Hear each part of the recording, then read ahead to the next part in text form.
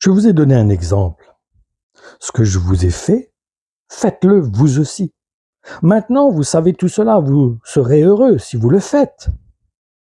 La parole se trouve dans l'évangile de Jean, chapitre 13, du verset 15 à 17.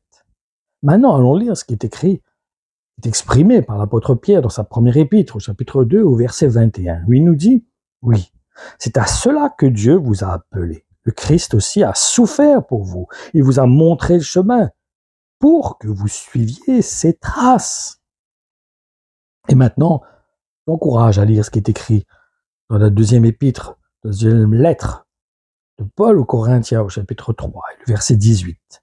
« Or, c'est sans voile, le visage découvert, que nous tous, nous contemplons comme dans un miroir la gloire du Seigneur. Ainsi, nous sommes constamment transformés d'après son modèle pour lui ressembler davantage de jour en jour et en refléter une image toujours plus fidèle. Sa gloire devient progressivement nôtre.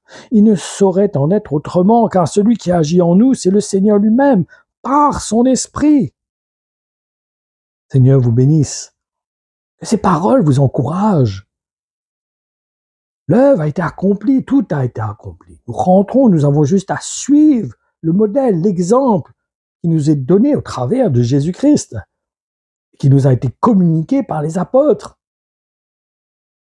Et ne faisons pas notre chemin. Ne traçons pas notre propre chemin.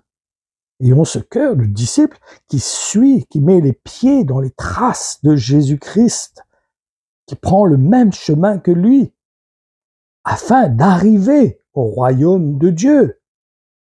Comprenons que nous avons besoin de suivre son modèle.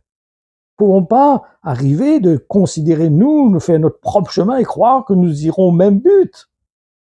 Il n'y a pas 36 chemins. C'est pas cette parole qui dit tous les chemins mènent à Rome. Non, il n'y a qu'un seul chemin qui mène au Père. Il n'y a qu'un seul chemin qui emmène au royaume de Dieu. C'est en suivant les traces de Jésus-Christ. C'est en nous identifiant en lui, en ne devenant qu'un avec lui, comme lui-même était un avec son Père. Combien nous avons besoin de considérer ces paroles et prendre comme quelque chose de précieux, comme un trésor dans notre cœur, que nous puissions nous appliquer par la puissance de l'Esprit qui habite en nous, avec son aide, à avoir ce cœur, chercher à avoir ce cœur, plus en plus. Nous ne sommes pas arrivés, frères et sœurs. Nous sommes sur le chemin, mais restons sur ce chemin. Car le Seigneur a dit, c'est que celui qui persévérera jusqu'à la fin qui sera sauvé. Celui qui reste sur le chemin. Celui qui ne s'égare pas. Et s'il s'égare, il revient sur le chemin. Car le Seigneur ne rejette pas celui qui est égaré. Il va même la chercher. Il frappe à la porte de son cœur pour qu'il reprenne ce chemin. Restons sur le chemin, frères et sœurs. Restons sur ce chemin qui nous a été tracé par Jésus-Christ. Parce que le Père l'a envoyé pour cela. Qu'il soit le premier-né de la nouvelle création, notre modèle, notre grand frère. Il a dit, mes frères et mes sœurs, ce ne sont pas eux, ce sont ceux qui font la volonté de mon Père. Soyez bénis. Oui, Père, nous te rendons grâce. Te bénissons pour ton amour manifesté en Jésus-Christ.